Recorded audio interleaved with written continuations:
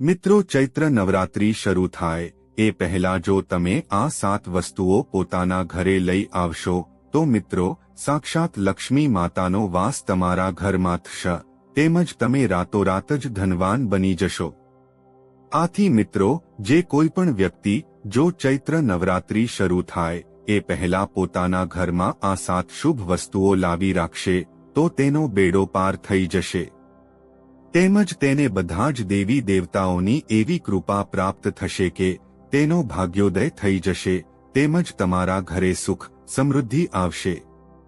તેમજ મિત્રો, તમારી વર્ષો જૂની મનોકામના હશે એ પૂર્ણ થઈ જશે। અને ચૈત્ર નવરાત્રિના દિવસોમાં કયા શુભ કાર્યો છે કે જે તમારે અવશ્ય માહિતી મેળવવી જોઈએ। આથી મિત્રો, લક્ષ્મી માતા પણ તમારાથી પ્રસન્ન થઈ જશે અને તમને મનોકામના મુજબ ફળની પ્રાપ્તિ કરાવી શકે છે। આથી મિત્રો, આ ચૈત્ર નવરાત્રિનો સમય જે છે એ બહુ જ પવિત્ર અને મંગલકારી હોય છે। તો મિત્રો, તમે આ વિડીયોમાં છેલ્લે સુધી બન્યા રહેશો અને ચેનલને હજુ સુધી સબસ્ક્રાઇબ નથી કરી તો સબસ્ક્રાઇબ કરી દેજો અને સાથે વિડીયોને લાઇક પણ કરી દેજો અને કમેન્ટ બોક્સમાં જય માતાજી જય અંબેમાં અવશ્ય લખી દેજો। તો મિત્રો, આવનારી ચૈત્ર નવરાત્રિમાં સાક્ષાત માં કુળદેવીને પોતાના ઘરમાં તમારા ઘરે આવે છે। મિત્રો, આપણા હિન્દુ ધર્મશાસ્ત્રમાં ચૈત્ર નવરાત્રિનું બહુ જ ખાસ મહત્વ મનાવવામાં આવે છે। મિત્રો, આ ચૈત્ર નવરાત્રિનો પાવન પર્વમાં દુર્ગાની ઉપાસનાનો પર્વ માનવામાં આવે છે। આથી મિત્રો, આ પાવનકારી અવસર ઉપર અમુક વિશેષ વસ્તુઓ ઘરે લાવવાથી લક્ષ્મી માતાની કૃપા પ્રાપ્ત થઈ શકે છે અને ઘરમાં સુખ સમૃદ્ધિઓ આવી શકે છે। તો આવો મિત્રો, આપણે જાણીએ કે આવનારી ચૈત્ર નવરાત્રિમાં તમારે કઈ કઈ વસ્તુઓ ઘરે લાવવી કે જેને શુભ માનવામાં આવે છે। તો મિત્રો, આપણા હિન્દુ ધર્મશાસ્ત્રોમાં નવરાત્રિના તહેવારનું બહુ જ ખાસ મહત્વ દર્શાવવામાં આવ્યું છે। આ તહેવાર દુર્ગા માતાને સમર્પિત હોય છે। મિત્રો, તે પહેલા ચૈત્ર નવરાત્રિનું મહત્વ જાણીએ તો હિન્દુ ધર્મમાં ચૈત્ર નવરાત્રિનું વિશેષ મહત્વ છે। પંચાગ મુજબ વર્ષમાં કુલ 4 વખત નવરાત્રિની ઉજવણી કરવામાં આવે છે, જેમાં 2 ગુપ્ત નવરાત્રિ છે જે તંત્ર સાધના માટે શ્રેષ્ઠ માનવામાં આવે છે। અન્ય 2 નવરાત્રિને ચૈત્ર અને શારદીય નવરાત્રિ કહેવામાં આવે છે। ચૈત્ર મહિનાના સુદ પક્ષની એકમથી થતી નવરાત્રિને ચૈત્ર નવરાત્રિ કહેવામાં આવે છે। 9 દિવસ સુધી ચાલનારી આ નવરાત્રિ દરમિયાન દેવી દુર્ગાના 9 સ્વરૂપોની વિધિવત પૂજા કરવામાં આવે છે। આ સાથે કળશની સ્થાપના કરીને ઉપવાસ પણ કરાય છે। આ વર્ષે ચૈત્ર નવરાત્રિ 9 નહીં માત્ર 8 દિવસની છે, જે 30 માર્ચથી શરૂ થઈ રહી છે। આવો જાણીએ ચૈત્ર નવરાત્રિ ક્યારે છે અને કળશ સ્થાપનાના શુભ મુહૂર્ત વિશે।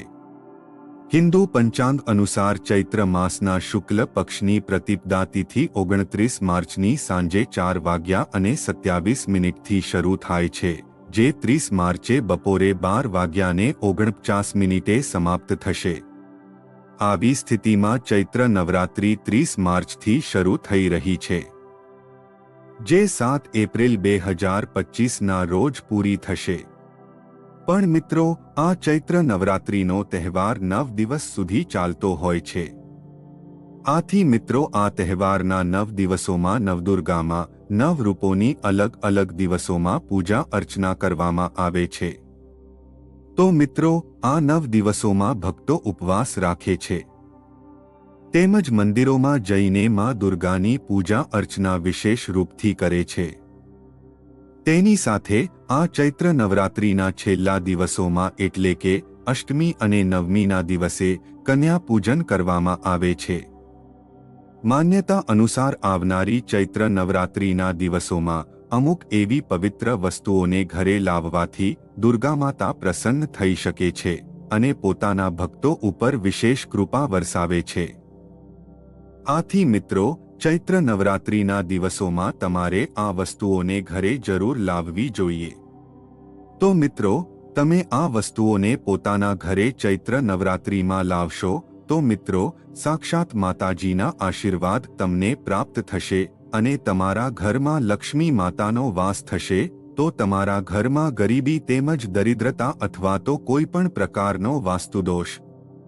અથવા તો કોઈ એવી ગંભીર મુશ્કેલી છે તો એનાથી તમે મુક્ત થઈ જશો તો મિત્રો આ 9 દિવસોમાં માં દુર્ગાના 9 સ્વરૂપોની પૂજા અર્ચના કરવામાં આવે છે તેમજ માતાઓ બહેનો નવરાત્રિનું વ્રત પણ રાખે છે અને માં દુર્ગાના પૂજા પાઠ પણ કરતા હોય છે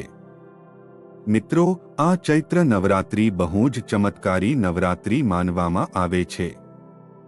આથી મિત્રો આ નવરાત્રિમાં જે કોઈ પણ વ્યક્તિ જો આ પવિત્ર વસ્તુ પોતાના ઘરે લઈને આવે છે તો તેની કિસ્મત રાતોરાત જ ચમકી જાય છે તેના ઘરમાં ક્યારેય પૈસાને સમસ્યા આવી શકતી નથી તો મિત્રો ચૈત્ર નવરાત્રિ શરૂ થાય એના પહેલા તમારે સૌપ્રથમ લક્ષ્મી માતાની મૂર્તિ અથવા તો તેનો ફોટો પોતાના ઘરે અવશ્ય લાવવો જોઈએ મિત્રો ચૈત્ર નવરાત્રિ રાત્રિમાં લક્ષ્મી માતાનો ફોટો લાવવો એ બહુ જ શુભ માનવામાં આવે છે પણ મિત્રો તમારે આ વસ્તુનું ખાસ ધ્યાન રાખવું કે જો તમારે લક્ષ્મી માતાનો એવો જ ફોટો લાવવાનો છે અથવા તો એવી જ મૂર્તિ લાવવાની છે કે લક્ષ્મી માતા કમલ આસન ઉપર બિરાજિત હોય અને તેના હાથમાંથી ધનની વર્ષા થતી હોય એવો જ ફોટો અથવા મૂર્તિ તમારે ઘરે લાવવાની છે આથી મિત્રો આ ફોટાને તમારે પોતાના ઘરના મંદિરમાં સ્થાપિત કરવો જોઈએ મિત્રો માન્યતા છે કે આવું કરવાથી આપણા ઘરમાં ધનનું આગમન થઈ શકે છે તેમજ મિત્રો ચૈત્ર નવરાત્રિમાં એક ચાંદીનો સિક્કો ઘરે લાવવો એ પણ બહુ જ શુભ માનવામાં આવે છે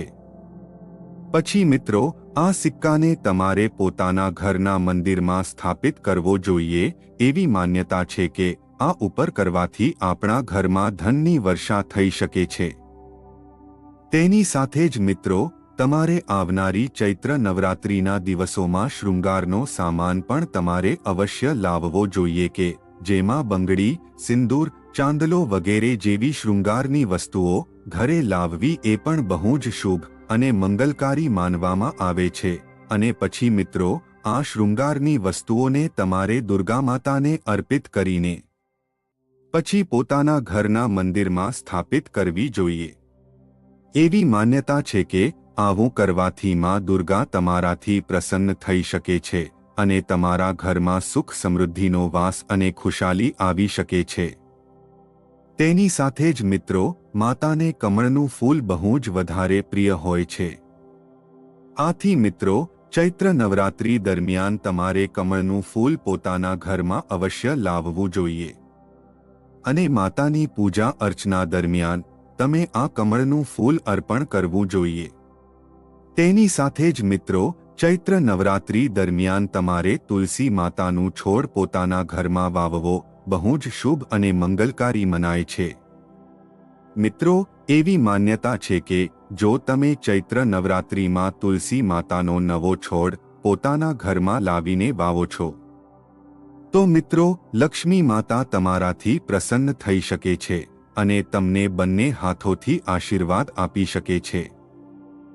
મિત્રો તુલસીના છોડની નિયમિત પૂજા અર્ચના આપણા ઘરમાં લક્ષ્મી માતાનો વાસ થઈ શકે છે અને આપણા ઘરમાં સુખ શાંતિ અને સમૃદ્ધિ બનેલી રહે છે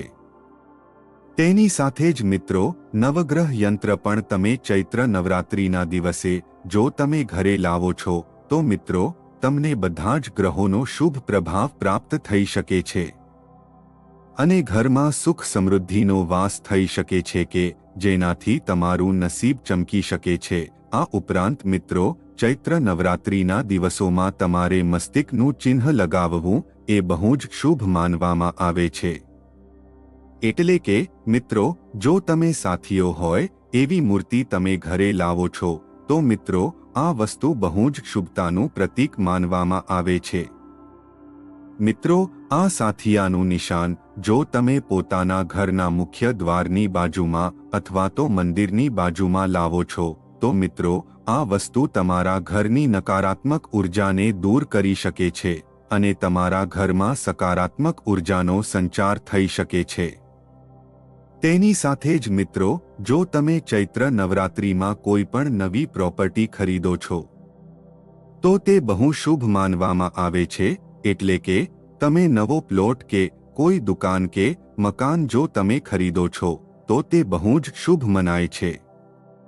તો મિત્રો, જો તમે ઘણા સમયથી કોઈ મકાન, દુકાન કે પ્લોટ કે એવી કોઈ જગ્યા લેવા માંગતા હોવ અથવા તો એવું વિચારી રહ્યા હોવ તો મિત્રો, આવનારી ચૈત્ર નવરાત્રિના જે દિવસ હોય તમારા માટે બહુ જ શુભ રહે છે. કારણ કે મિત્રો, આ દિવસોમાં માં દુર્ગા તેમજ લક્ષ્મી માતા વધારે જ પ્રસન્ન મુદ્રામાં હોય છે. આથી તમારી ઉપર જો કંઈ વિઘ્ન આવવાનું હોય તો એ પણ ટાળી દે છે અને તમે જે કાંઈ પણ કાર્ય કરો છો એમાં તમને સફળતા પ્રાપ્ત કરાવે છે. તેની સાથે જ મિત્રો, તમારે આવનારી ચૈત્ર નવરાત્રિના દિવસોમાં તમે કોઈ પણ પોતાના દેવી દેવતાઓની પૂજા અર્ચના કરતા હોવ તો એની તમે મૂર્તિ કે ફોટાને પોતાના ઘરના મંદિરમાં સ્થાપિત કરો છો તો મિત્રો, તમને તમારા દેવી દેવતાઓના આશીર્વાદ પ્રાપ્ત થઈ શકે છે. તો મિત્રો, જો તમે આવનારી ચૈત્ર નવરાત્રિ શરૂ થાય એના પહેલા જો આ પ્રકારની શુભ અને મંગલકારી વસ્તુઓ પોતાના ઘરમાં લાવો છો તો મિત્રો, તમને સાક્ષાત દુર્ગા માતાના તેમજ લક્ષ્મી માતાના આશીર્વાદ તમને પ્રાપ્ત થાય છે અને તમે જે પણ દેવી દેવતાઓને માનતા હો